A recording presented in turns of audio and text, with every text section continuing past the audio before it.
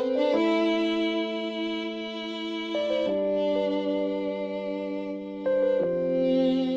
Allah tuh sudah menetapkan ketentuan tertentu untuk diri kita gitu ya, kenapa kita harus berdoa gitu? Kalau memang sesuatu itu sudah Allah tentukan, lalu kenapa ya kita ini menghindar dari satu takdir ke takdir yang lain? Artinya apa? Kalau kita nih tetap pergi ke kota itu, apa yang terjadi? Ya kena wabahnya. Kena wabah, itu takdir kita. Tapi kalau kita pergi ke tempat lain yang nggak ada wabah, yang sehat, kita akan orang sabar justru berusaha konsisten istiqomah dengan usaha.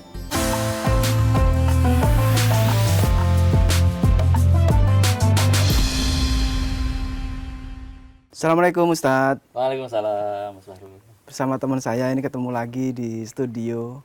Nah Ustadz, ini kita langsung aja ini. Siap. Saya berapa hari yang lalu itu ngomongin pertemuan dan perpisahan gitu ya.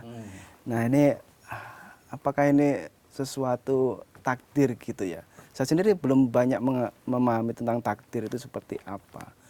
Dan apakah ada ilmu-ilmu tertentu terkait takdir itu. Sedikit ilmunya Ustadz bisa memberikan pencerahan ke kami gitu ya. Baik. Ya, Mas Bahrul. Bismillahirrahmanirrahim. Alhamdulillahirabbil alamin. Wassalatu wassalamu ala Rasulillah wa ba'du. Jadi alhamdulillah saya ditakdirkan Allah ya, bertemu di sini. Iya. Dengan Mas Bahrul dan Mas Bima. Alhamdulillah, ini takdir Allah nih. Iya. Allah menentukan, Allah sudah menggariskan bahwa kita bertemu di tempat ini, di waktu ini, di hari ini. Alhamdulillah, di hari Jumat pertama di bulan Ramadan ya. Alhamdulillah. Insyaallah. Ya, jadi kalau kita bicara takdir ya Mas Bahrul ya. Takdir itu kalau dalam bahasa Indonesia memang tulisannya Takdir gitu kan. Iya. Tapi kalau dalam bahasa Arab itu terdiri atas huruf ta, kemudian qaf, lalu dal, kemudian ya, lalu ro gitu. Ya. Takdir gitu ya. Takdir. Nah, takdir itu diambil dari kata qadar. Nah, jadi kalau huruf tadi kita ambil tuh 3 diantaranya, qaf, kemudian dal, kemudian ro. Nah, jadilah qadar. Gitu kan? Qadar. Nah, qadar itu apa? Nah, itu yang perlu kita gali ya. Qadar itu apa? Nah, ini kan qadar ini kan muncul di dalam hadis ketika malaikat Jibril dalam bentuk manusia bertanya kepada Rasulullah SAW tentang iman. Apa itu iman? Gitu kan? Nabi SAW menjelaskan iman itu apa? Dijelaskan rukun iman tuh. Yang kita tahu kan ada berapa? Mas? 5. Oh, rukun iman loh. Oh 6. Nah, lupa nih Mas Harul nih. Ini efek Ada puasa. 6. Awal puasa ini. Itu rukun Islam. Islam. Kalau 5, rukun iman ada 6. Disebutkanlah iman kepada Allah, iman kepada malaikat dan seterusnya ya. Iya. Nah, yang terakhir adalah antu'mina bil qadar. Gitu. Jadi kamu beriman kepada qadar. Gitu kata Nabi sallallahu alaihi wasallam. Jadi iman kepada qadar adalah salah satu di antara yang harus diyakini seorang muslim. Nah, apa itu qadar? Banyak sekali ayat-ayat dalam Al-Qur'an yang bicara tentang qadar, yang ada lafaz qadarnya itu banyak. Intinya qadar itu mengandung beberapa makna, Mas Warul. Yang pertama diantaranya ya, yang pertama qadar itu bermakna ketentuan atau ketetapan gitu. Jadi Allah itu menentukan segala sesuatu. Allah menetapkan segala sesuatu kejadian sebelum kejadian itu ada. Bahkan sebelum dunia ini ada, sebelum manusia ini ada, semua sudah Allah tetapkan di dalam yang namanya Lauhul Mahfuz. Nah, Lauhul Mahfuz itu ya sebuah catatan lah, catatan di mana apa yang akan terjadi selama di dunia ini itu sudah ada di situ. Jadi kayak pertemuan kita di sini sekarang nih, ini jauh ya, ribuan jutaan tahun lalu ya, sebelum ada dunia ini Allah sudah menetapkan bahwa Mas Bima, Mas Bahrul dan saya ini pada detik ini ada di sini. Itu ketentuan Allah. Itu namanya qadar. Iya. Namanya qadar. Misalnya juga kita tiba-tiba tertimpa sakit. Nah, itu juga qadar juga tuh, takdir juga. Karena Allah sudah menetapkan bahwa kita akan tertimpa musibah tersebut, sakit misalnya. Atau yang sebaliknya, kita mendapatkan rezeki, kita dapat kesehatan, itu juga qadar dari Allah taala. Itu yang pertama ya. Qadar itu bermakna ketentuan atau ketetapan. Qadar juga bisa berarti ilmu Allah. Nah, ilmu Allah maksudnya apa? Allah itu Maha mengetahui. Jadi Allah itu tahu apapun yang akan terjadi. Gitu. Ya. Kalau kita kan nggak tahu nih. Nah, setelah ini misalnya Mas Bima setelah dari studio ini apa yang menimpa Mas Bima kan nggak tahu. Tiba-tiba di jalan keluar dari studio misalnya tiba-tiba kepleset, nauzubillah ya, jangan ya. Misalnya gitu kan nggak tahu ya, itu hal yang di luar prediksi kita gitu. Gitu. Apa yang kadang kita rencanakan kadang tidak sesuai. Jadi kita manusia hanya bisa memprediksi. Mendung nih, hujan nggak kira-kira? Kemungkinan hujan gitu kan. Kemungkinan. Tapi kan kadang-kadang nggak jadi hujan ya. Jadi kita tidak mengetahui persis apa yang akan terjadi. Sementara Allah Ta'ala itu maha mengetahui. Segala sesuatu diketahui oleh Allah Ta'ala bahkan sebelum terjadi. Ya. Nah itu qadar bermakna ilmu Allah. Gitu. Nah kemudian diantaranya qadar juga bisa bermakna ukuran atau kapasitas gitu. Kalau dalam bahasa Indonesia nih, Mas Bima ya, kita mengenal kata kadar. Tahu kan ya? Iya. Kadar. Ukuran. Ini misalnya meja ini kadar kepadatannya berapa nih? Nah, gitu. Ini di ruangan ini oksigennya berapa persen misalnya gitu ya. Atau kadar misalnya apa sanitizer tuh. Ini kadar alkoholnya berapa persen. Nah, jadi segala sesuatu ada kadarnya. Allah menetapkan misalnya nih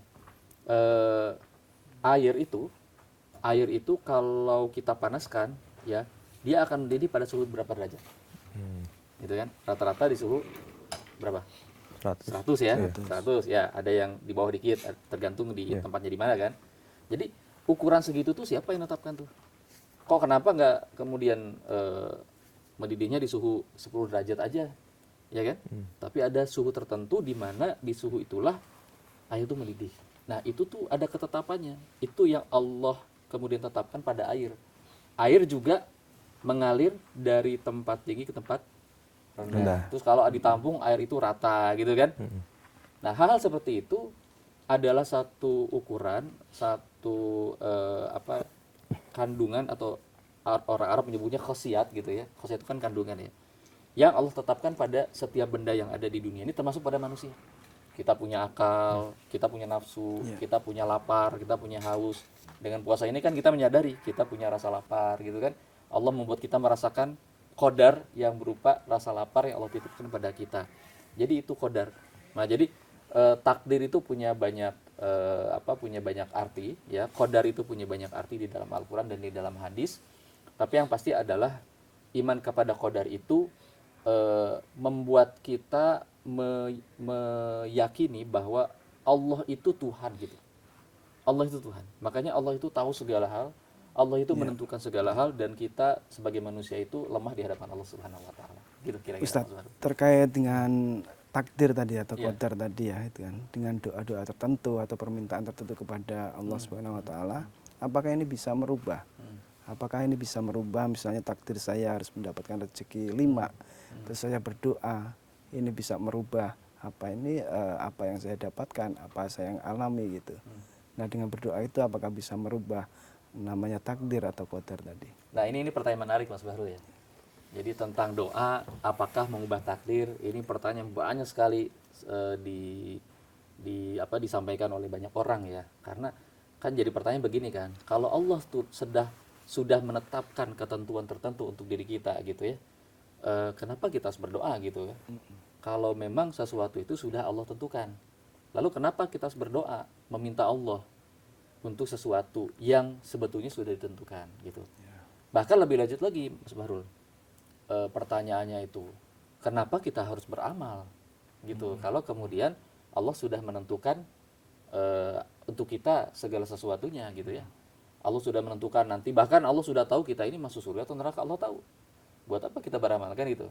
Nah, maka daripada itu gini sebenarnya, kita harus membedakan ya tepatnya ya, antara sifat Allah gitu ya, perbuatan Allah nih di satu sisi dengan perbuatan manusia di sisi yang lain. Ini kita harus pisahkan nih gitu, bahwa Allah itu maha mengetahui, Allah maha menetapkan, Allah maha menentukan, itu sifat Allah. Nah, hal yang kayak gitu itu adalah ranah keimanan. Jadi itu kita imani aja tuh bahwa Allah menentukan segala sesuatu. Nah, seringkali kita otak manusia ini terlalu jauh, dalam arti apa yang sudah jadi sifat Allah kita tafsirkan gitu loh, kita interpretasikan gitu. Oh, kalau Allah menentukan segala sesuatu berarti saya percuma dong beramal, berarti saya udah menentukan beramal baik atau buruk gitu ya. Oh, kalau Allah maha menentukan segala sesuatu berarti saya ini nggak akan berubah dong, takdir saya ya begini-begini aja gitu. Nah itu kan sebuah penafsiran manusia gitu. Nah padahal otak manusia kan terbatas.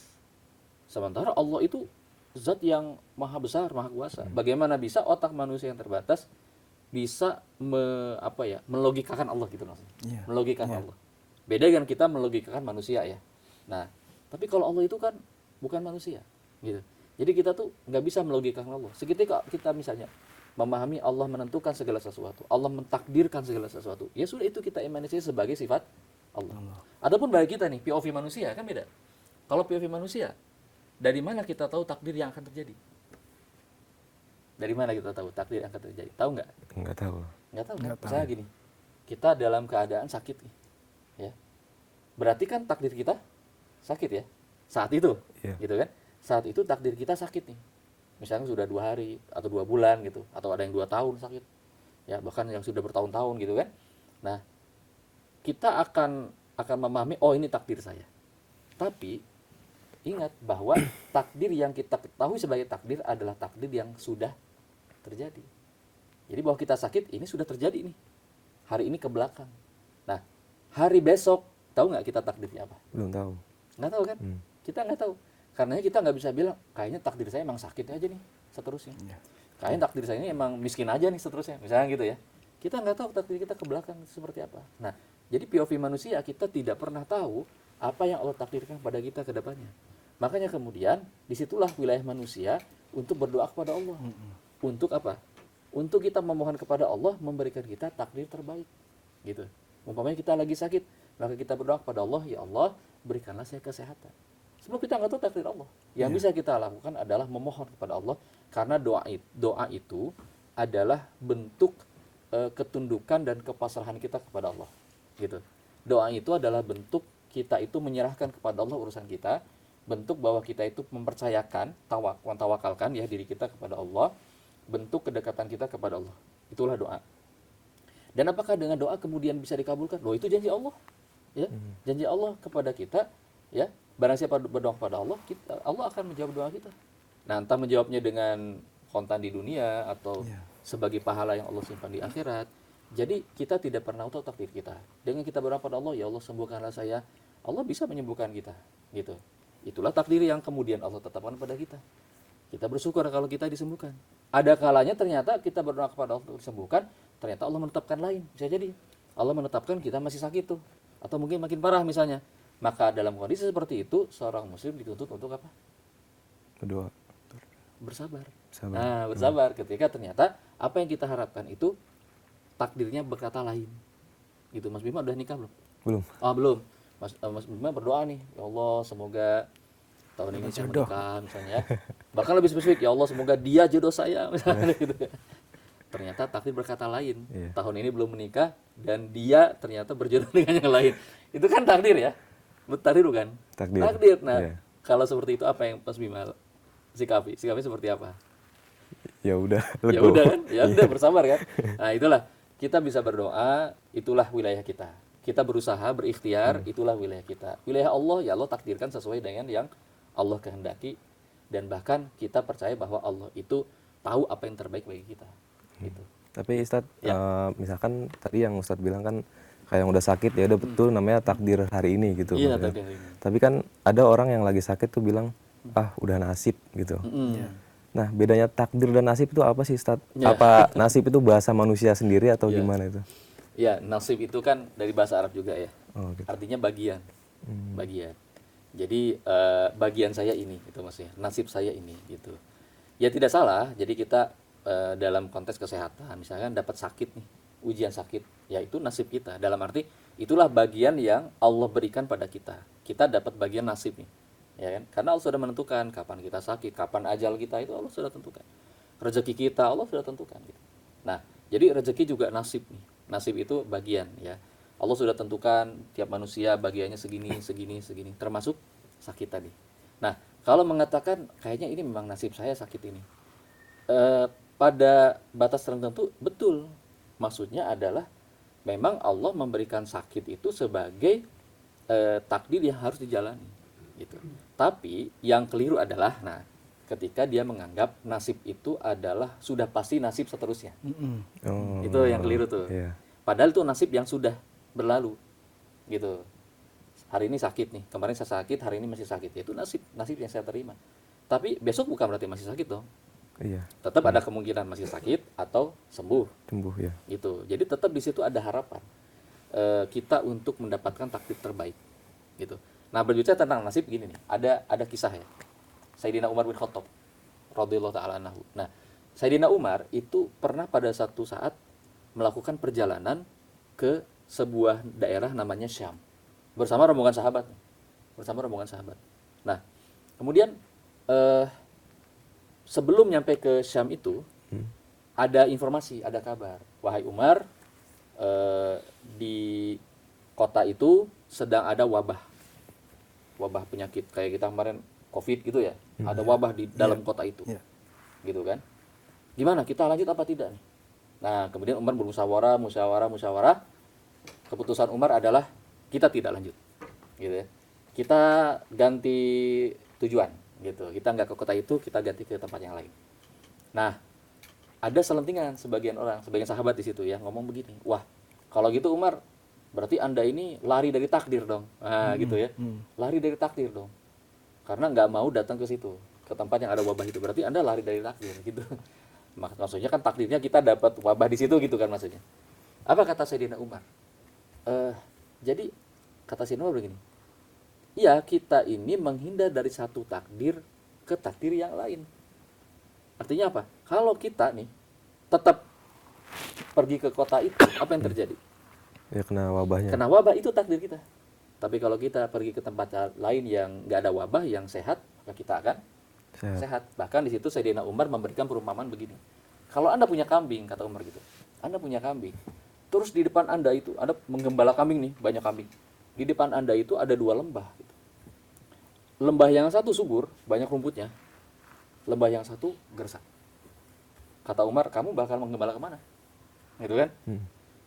Kalau kamu menggembalakan kambing-kambingmu itu ke lembah yang subur, banyak rumputnya, maka takdirnya adalah kambing kamu tuh sehat-sehat.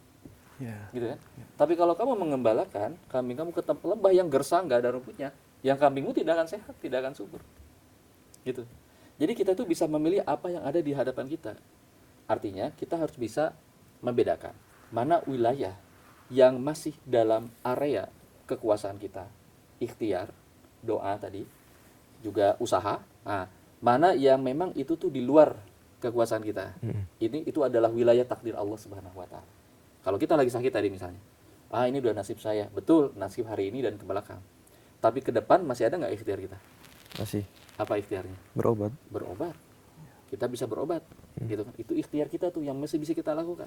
Perkara setelah kita berobat, kemudian takdirnya apakah sembuh, apakah tetap sakit, itu kita pasrahkan kepada Allah Subhanahu wa taala. Karena itu sudah wilayah yang di luar kekuasaan kita, wilayah takdir Allah taala, gitu. Kira-kira. Tapi sebaliknya gini Ustaz, ada beberapa saudara atau teman kita gitu ya, terkait dengan Mas Bima tadi, sabar dan takdir gitu ya. Udah kita menerima sakit saat ini, ya kita pahami itu adalah sebuah takdir. Dan nggak ada usaha-usaha untuk menyembuhkan diri, atau kita mendapat rezeki yang kurang cukup buat keluarga dan nggak ada ikhtiar dan nggak usaha-usaha yang lain. Nah, apakah ini bisa dikatakan sebuah atau tindakan kesabaran, dan apa yang harus dilakukan saya atau tetangga yang lain ketika melihat atau menghadapi kasus seperti itu gitu? Ya. Jadi sabar itu mesti kita pahami ada dalam beberapa konteks ya. Yang pertama gini, ketika kita menerima takdir Allah gitu, sakitkah tadi atau rezeki yang kurang gitu ya, maka kita dituntut sabar. Nah, sabar dalam arti apa? Sabar dalam arti kita ridho pada ketentuan Allah.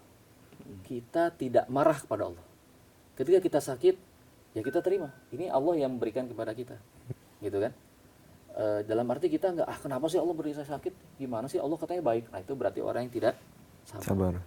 Gitu. Baiknya juga ketika kita sudah berusaha, ternyata rezeki kita segitu, kita udah bisnis, kita udah jumpalitan, ternyata untungnya dikit misalnya. Nah, atau malah kita rugi ya, misalnya gitu. Ya sabar dalam arti, oh iya udah ini yang Allah takdirkan pada saya, ini ujian pada saya, itu namanya sabar. Kita menerima takdir yang Allah berikan kepada kita. Sikap penerimaan, qanaah, itulah sabar. Itu yang pertama. Yang kedua, setelah kita menerima itu, berikutnya pilihan kita apa tuh? Gitu ya. Kalau misalnya pilihan kita adalah saya pengen sembuh, gitu. Maka sabar itu ada dalam proses kesembuhan itu. Ketika kita berusaha berobat terus. Nah, sabar berarti kita itu tetap konsisten dalam usaha. Justru kalau kita menyerah berarti kita nggak sabar. Udah usaha berobat, nyerah aja, capek saya. Ah, berarti tidak sabar. Sama kayak tadi, misalnya bisnisnya rugi misalnya, usahanya tidak menghasilkan hasil. Terus kita berusaha lagi tuh, mencari rezeki yang lebih usaha lagi. Kalau kita sabar, artinya kita konsisten dalam usaha itu. Terus sambil tawakal kepada Allah, terus kita tuh berhusnuzon ya, berbaik sangka kepada Allah, Allah akan memberikan kita kemudahan. Itu namanya sabar. Justru yang tidak sabar tuh ketika saya nyerah aja deh. Nah, yang bahaya adalah ketika ketidaksabaran itu kaitannya sama orang lain. Misalnya kalau yang berposisi seperti tadi itu misalnya kepala keluarga ya, mohon maaf nih. Kalau kepala keluarga misalnya taruhlah ya penghasilannya masih kecil, ya kan? Sementara dia menanggung keluarganya kan, istrinya, anak-anaknya.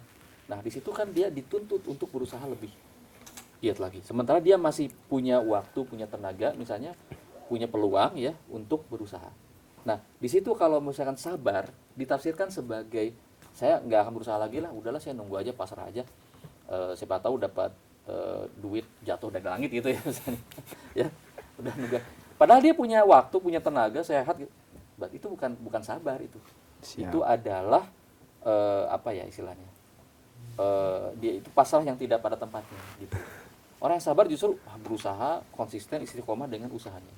Gitu. Baik, terima kasih Ustadz. Jadi sabar, takdir itu semuanya ada hubungannya ya. Ada hubungannya. Kita harus belajar bareng-bareng. Ilmu yang diberikan Ustadz mudah-mudahan bermanfaat buat kami dan teman-teman semua. Gitu ya. Terima kasih Ustadz atas wejangannya untuk kami. Terima kasih. Assalamualaikum warahmatullahi wabarakatuh. Waalaikumsalam warahmatullahi wabarakatuh.